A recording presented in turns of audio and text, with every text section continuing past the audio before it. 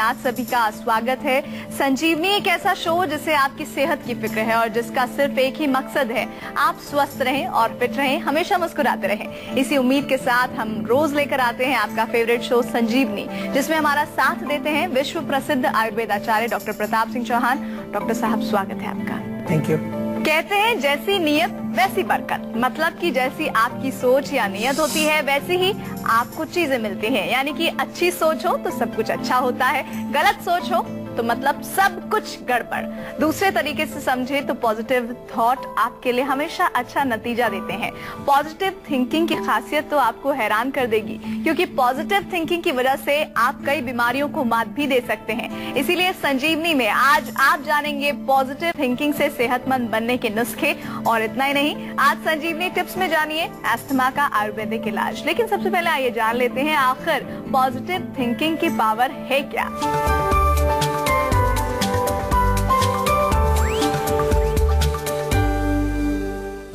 Depression, blood pressure, diabetes, मानसिक परेशानी, hormonal change, गंभीर बीमारी, दर्जनों बीमारियों का एक इलाज, पॉजिटिव थिंकिंग।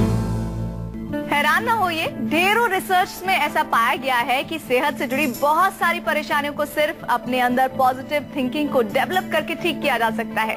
अच्छी बात तो ये है कि हमारे डॉक्टर साहब भी इस बात से इत्तेफाक रखते हैं और डिटेल में हम आइए उन्हीं से जानते हैं कि सेहत के लिए क्यों जरूरी है पॉजिटिव थॉट। डॉक्टर साहब, पॉजिटिव थिंकिंग, सकारात्मक सोच कैसे एक व्यक्ति का जीवन बदल सकती है? देखिए, कोई भी काम हम जब करते हैं तो सबसे पहले हमारे मन में ही उसका एक विचार आता है। कुछ भी आप करें, चाहे आप कुछ खाना खाने के लिए जो है खाना बनाना चाहते हैं या कहीं जाना चाहते हैं, इसी प्रकार से, क्योंकि हमारा जो ये विषय है वो रोगों से संबंधित है। अगर आपको कोई रोग है तो सबसे पहला विचार आपके दिमाग में यही आना चाहिए कि मुझे इस रोग से छुटकारा पाना है, तो वो आपकी पॉजिटिव सोच आ गई। लेकिन कभी कभार होता क्या है कि कुछ लोग इतना भी विचार नहीं करते। रोग आया, बड़े घबरा गए, बिल्कुल डर गए और बहुत ज़्यादा जो है चिंता होने लगती है, क्योंकि कभी आपने सुना होगा कि किसी के रोग का नाम सुन करके वो बिल्कुल घबरा जाते हैं। तो जब हम पॉजिटिव अपनी थॉट करेंगे उसके बाद ही आपका इलाज जो है संभव होगा, क्योंकि पॉजिटिव थिंकिंग करेंगे तो आप डॉक्टर के पास जाएंगे, डॉक्टर के पास जाएंगे तो फिर डॉक्टर से आप पूरी तरह उसको समझने की कोशिश करेंगे। यानी कि आपने मन में जब निश्चय किया कि मुझे इस रोग से छुटकारा पाना, ये बहुत बड़ी बात है, बहुत जरूरी बात है। और यही रिसर्च के द्वारा भी बहुत बारी ये ऐसी स्टडीज हुई हैं जहाँ पर यह भी देखा गया है कि कुछ लोग केवल अपने मानसिक शक्ति से ही रोगों पर काबू पाने में सफल हुए। तो औषधि है, औषधि का अपना एक रोल है। औषधि के साथ साथ हम खान पान का भी रोल आयुर्वेद में बताते हैं, लेकिन इसके साथ साथ उतना ही महत्वपूर्ण है हमारा मन। हम मन में भी अगर पॉजिटिव रहेंगे और अपने मन में एक अपनी दृढ़ता रखेंगे, अपनी विल पावर को स्ट्रांग रखेंगे, डिटर्मिनेशन को स्ट्रांग रखेंगे, तभी हम रोग से बाहर निकल पाएंगे। नहीं तो होगा क्या कि हम बताएंगे आपको, मान लो आपको एसिडिटी है और हम आपको कहें कि भाई आप ये दवाई खाइए लेकिन आप चाय मत पीजिए। अगर आपका मन स्ट्रांग नहीं है, पॉजिटिव नहीं है, तो आप चाय पी लेंगे, क्योंकि आपको लगेगा चलो एक बार ही पी लेते हैं। ऐसे बहुत लोग, बहुत पेशेंट ऐसे करते हैं ऐसे काम। तो उनको होता क्या है कि रोग दवाई से जितना ठीक होता है वो ठीक होता है, तो वो बदपरहेजी करने से रोग दोबारा आ जाता है। कभी कभार पेशेंट भी बताते हैं कि जब तक दवाई खाते हैं तो ठीक रहते हैं, जैसे दवाई बंद करी तो हमें फिर दोबारा से प्रॉब्लम होने लगती है, क्योंकि माइंड में सोचने से बहुत सारे रोग हमारे शरीर में आते हैं। ये केवल आयुर्वेद की बात नहीं है, आज मॉडर्न साइंस भी इन चीज़ों को मानता है कि जिन लोगों को मानसिक तनाव रहता है, जिनका माइंड जो है वो बहुत नेगेटिव रहता है, उनको कई प्रकार के जो है शरीर में इम्बैलेंसेस हो जाते हैं, हार्मोन्स का डिस्टर्बेंस हो जाता है, उनके जो है पाचन में प्रॉब्लम आ जाती है और मन में तो प्रॉब्लम आती ही आती है। इसलिए बहुत आवश्यक है कि आपको इस विषय को गंभीरता से लेना है, समझना है। इसके बारे में और भी आपको कुछ बताएंगे कि किस प्रकार से आप अपने मन को सकारात्मक यानी कि पॉजिटिव बना सकते हैं। तो कौन कौन सी बीमारियां हैं जिसमें आप पॉजिटिव सोच अगर रखते हैं तो आपकी वो बीमारियां दूर हो सकती हैं या फिर वो आपको कभी होंगी ही नहीं? लेकिन उससे पहले एक दर्शक हमारे साथ हैं, प्रदीप उनका नाम है, गुड़गांव से कॉल कर रहे हैं। प्रदीप, बताइए क्या प्रॉब्लम है आपकी? डॉक्टर साहब नमस्कार। नमस्कार जी। डॉक्टर साहब, एक्चुअली क्या होता है कि जैसे मैं खाना खाता हूँ सीने में जलन होती है, इसके अलावा शाम को सोते समय पैरों में भी दर्द होता है। अच्छा। और सर थोड़ी किडनी में ना स्टोन की भी शिकायत है। और जो रात को पैरों में दर्द होता है तो जलन भी होती है उसमें? नहीं सर, जलन नहीं होती, लेकिन खाना खाते समय ना सीने में थोड़ी जलन सी होती है। अच्छा, और पेट साफ होता है आपका रोज या नहीं? सर पेट भी साफ नहीं होता, कई बार जाना पड़ता है। जी देखिए, ये जो लक्षण है सारे, अगर हम इसको एक कारण इसका समझें तो वो है पित्त।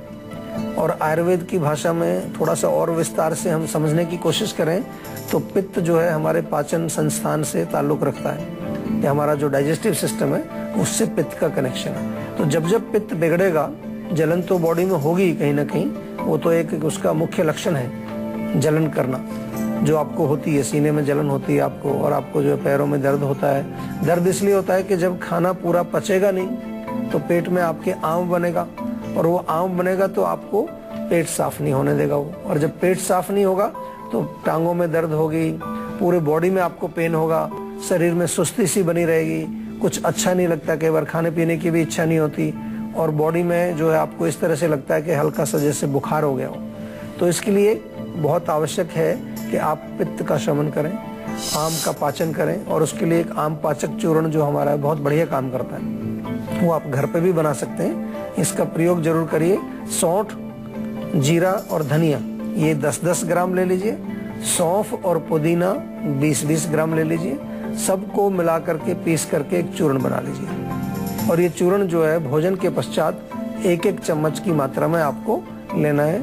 2 टाइम आप खाना खाते हैं, दोनों टाइम ले लीजिए। अगर 3 बार आप कुछ खाते हैं तो तीनों समय आप इसको ले सकते हैं, बहुत बढ़िया काम करता है। लेकिन साथ में जैसा कि हमने बताया कि अपने खान पान पर भी ध्यान देना चाहिए। क्यों आपका पित्त बढ़ रहा है? कहीं ना कहीं कोई वजह होगी, या तो आपके भोजन में या माइंड में, क्योंकि पित्त या एसिडिटी जो है वो टेंशन से भी बढ़ती है, और चाय कॉफी से भी बढ़ती है, मिर्च मसालों से भी बढ़ती है। तो हमेशा कारण को जरूर पकड़ना चाहिए। ये हमारा आपसे बार बार हम इसका आग्रह करते हैं और निवेदन करते हैं कि कोई भी रोग हो आपको थोड़ा सा समझने की कोशिश। हम पॉजिटिव थिंकिंग की आज बात कर रहे हैं। डॉक्टर साहब, अब हमें ये बताइए कि पॉजिटिव थिंकिंग में किन किन बीमारियों में मदद मिल जाती है? कुछ एक बीमारियों का जरूर जिक्र करिए। अगर मौजूदा मैं दौर की बात करूं तो युवराज सिंह को कहा जाता है कि कैंसर से उबरने में उन्होंने पॉजिटिव थिंकिंग में जिस तरह से अपने आप को ढाला, वो एक बड़ी वजह रही कि वो इस बीमारी से निकल पाए हैं। बिल्कुल सही कहा आपने। और ऐसे बहुत सारे उदाहरण हैं जिन्होंने, ये तो खैर बहुत बड़ा एग्जाम्पल है, क्योंकि कैंसर जैसे बीमारी से बाहर निकलने के लिए डेफिनेटली पॉजिटिव थिंकिंग की जरूरत होती है। बीमारी तो बहुत लोगों को होती है और बहुत लोग उसको बीमारी को नहीं उसमें जीवित रह पाते, लेकिन छोटी छोटी सी चीजें हैं, जैसे कि आमतौर पर डिप्रेशन हो जाता है, बहुत कॉमन प्रॉब्लम। मैं तो छोटी सी बात करता हूँ। डिप्रेशन एक ऐसी बीमारी है कि मन आपका जो है उदास हो गया, डाउन हो गया, आपको जो है लग रहा है कि भाई कुछ आप कर नहीं पाते, तो वो पॉजिटिव थिंकिंग से ठीक होगा। वो नेगेटिव थिंकिंग से ये प्रॉब्लम होती है। मेंटल टेंशन, छोटी छोटी बात पर एंजाइटी होना या कोई प्रॉब्लम होना, इवन जो प्रॉब्लम्स हैं जैसे ब्लड प्रेशर है, इसमें आपको पॉजिटिव थिंकिंग अगर आप रखें।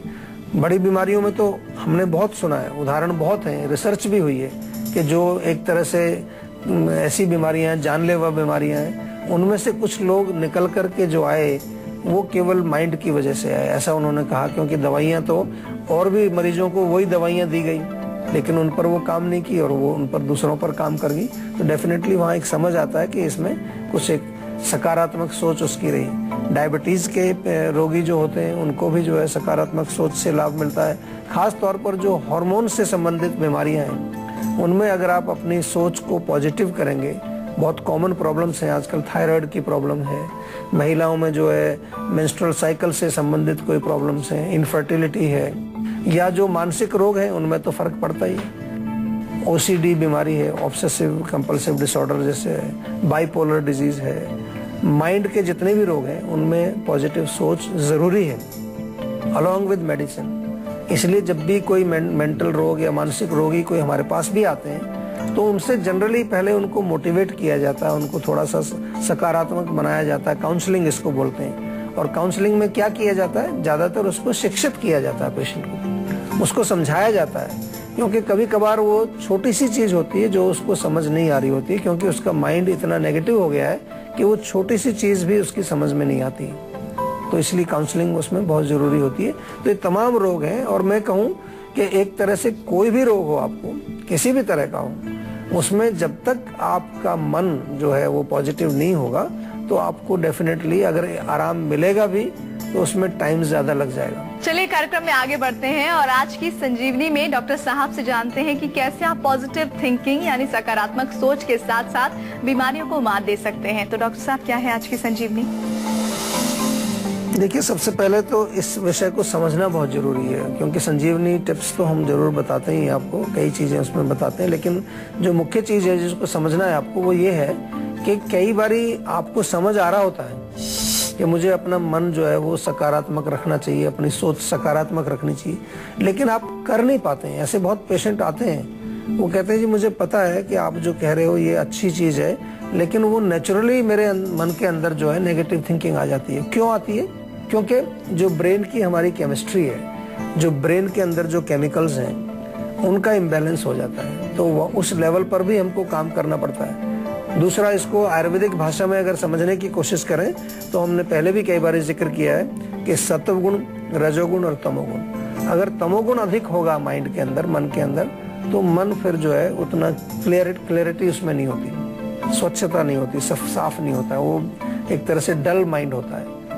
तो सबसे पहली चीज ये समझने वाली बहुत जरूरी है। अब इसके बाद क्या क्या हम कर सकते हैं, क्या क्या चीजें हम कर सकते हैं जिससे कि हमारे मन में सकारात्मक सोच पैदा हो। सबसे पहली चीज, हमारा जो ब्रेन है, मस्तिष्क है, जहाँ हम माइंड का जो वर्किंग स्टेशन है, वो ऑक्सीजन उसको बहुत चाहिए। हमारे ब्रेन को बहुत ज्यादा ऑक्सीजन चाहिए, क्योंकि वहाँ निरंतर कुछ ना कुछ कार्य, अनेक प्रकार के कार्य चल रहे हैं, और कार्य चल रहे हैं तो वहाँ कुछ ना कुछ फ्रिक्शन होती है, उसकी वजह से ट्रांसमिशंस होते हैं, न्यूरो ट्रांसमिशंस होते हैं, तो वहाँ ऑक्सीजन की सप्लाई चाहिए। तो इसलिए अगर आप डीप ब्रीदिंग करेंगे, गहरी सांसें लेंगे, लंबी गहरी सांस लेंगे, तो ब्रेन में ऑक्सीजन पहुंचेगी। इसीलिए जो हमारे यहाँ प्राणायाम जो बनाए गए हैं, प्राणायाम का जो तरीका है और जो प्राणायाम करने की जो विधि है, उसका एक पर्पस ये भी है कि वो हमारे मस्तिष्क के अंदर, हमारे नर्वस सिस्टम के अंदर ऑक्सीजन की मात्रा को बढ़ाता है। मन को तो शांत करता ही है, रोगों को भी ठीक करता है। तो प्राणायाम या डीप ब्रीदिंग हमें करनी चाहिए। इसके अतिरिक्त जो है बहुत बढ़िया है कि शवासन, सिंपल एक पोस्चर होता है, आप लेट जाएं, पूरी बॉडी को रिलैक्स करें, माइंड को रिलैक्स करें, और गहरी सांस, मन को अपने किसी चीज पर केंद्रित करना, सांस के ऊपर केंद्रित करना, ये सबसे अच्छा रहता है। सरल है, बहुत मुश्किल नहीं है, क्योंकि मन जब आपका बहुत तेजी से इधर उधर चलेगा तो वो कमजोर होगा। जितना वो शांत रहेगा, फोकस्ड रहेगा, कंसंट्रेटेड रहेगा एक चीज पर, उतना ही उसमें सकारात्मक पॉजिटिव थॉट्स उसके अंदर पैदा होंगे। और इसी के लिए हम बार बार ये भी कहते हैं कि आज के युग में इतना नेगेटिविटी क्यों हो रही है, क्योंकि हमारा मन जो है कॉन्टिन्यूसली डिस्ट्रैक्टेड रहता है, एक जगह पर स्थिर नहीं रहता, कंसंट्रेशन नहीं हम कर पाते हैं। अभी मोबाइल पर कुछ कर रहे हैं, थोड़ी देर में टीवी ऑन कर दिया, उसके बाद फिर गाने सुन रहे हैं, फिर किसी तीसरी चौथी चीज में जाकर के मन को लगा दिया। तो इस प्रकार से वो एक विषय से दूसरे विषय में जल्दी जल्दी परिवर्तन होने से मन हमारा जो है वो कमजोर हो जाता है, और फिर उसमें नेगेटिव थॉट्स आने लगती हैं। तो इसलिए हमें क्या करना चाहिए कि थोड़ा सा मन को डिस्ट्रैक्ट ना होने दें। अगर आपको मन कमजोर है आपका, तो कोशिश करिए कि थोड़ा सा एक चीज जो भी करें आप, उसमें आप मन स्थिर रहे, लगा रहे। इसीलिए एरोमा थेरेपी बहुत अच्छी है, मन को शांत रखती है। म्यूजिक थेरेपी भी आजकल बहुत चल रही है, उसमें भी बहुत फर्क पड़ता है पेशेंट्स को। और सबसे बढ़िया है कि अगर आप टाइम निकालें तो 10-15 मिनट बैठ करके थोड़ा ध्यान करें, मेडिटेशन करें। जीवा मेडिटेशन भी हमने एक बनाया है कि जिसमें आप अपने असली स्वरूप को समझने की कोशिश करें। असली स्वरूप यानी कि जो आपकी आत्मशक्ति है, जो आपकी जीव शक्ति है, अगर उसको आप समझ लेते हैं तो फिर मन से भी आप परे चले जाते हैं। और आत्मशक्ति का साक्षात्कार आप करें, उसको समझें। मैं कुछ ज्यादा गहराई में नहीं आपको ले जा रहा हूँ, लेकिन छोटी सी चीज है, कम से कम ये मालूम होना चाहिए कि मैं हूँ कौन। और उस लेवल से आप फिर मन को भी कंट्रोल कर सकते हैं, अपनी इंद्रियों को भी कंट्रोल कर सकते हैं, शरीर को भी आप कंट्रोल। चलिए